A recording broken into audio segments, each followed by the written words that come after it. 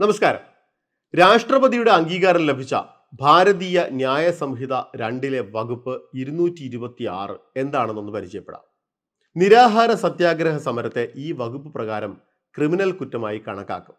ഇതുപ്രകാരം മരണം വരെ നിരാഹാര സമരം നടത്തുന്നവർക്കെതിരെ കേസെടുക്കാനാകുമെന്നാണ് നിയമവിദഗ്ധർ ചൂണ്ടിക്കാട്ടുന്നത്.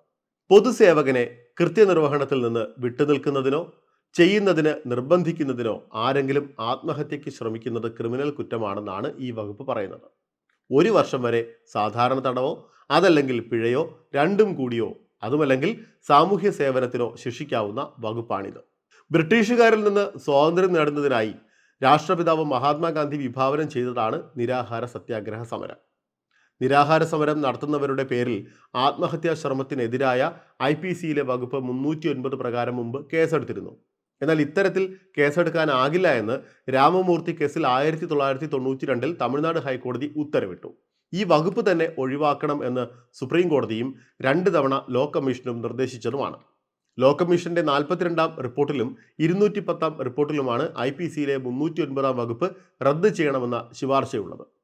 1978-ൽ മൊറാർജി ദേശായി സർക്കാർ ഇതിനായി ബില്ലും കൊണ്ടുവന്നു. എന്നാൽ അത് ലോക്സഭ പാസാക്കുന്നതിന് മുമ്പ് തന്നെ സർക്കാർ അധികാരത്തിൽ നിന്ന് പുറത്തായി.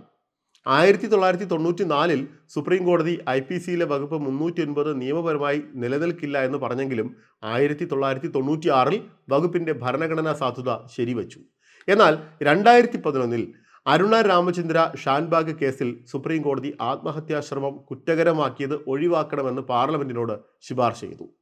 ഇതിനിടയിലാണ് നിരാഹാര സത്യാഗ്രഹ സമരത്തെ ക്രിമിനൽ കുറ്റമാക്കി മാറ്റാൻ കഴിയും വിധം പുതിയ നിയമം പാസാക്കിയിരിക്കുന്നത്. കോടതിയുടെ അനുമതിയോടെ കേസെടുക്കാനാണ് നിയമം അനുവദിക്കുന്നത്.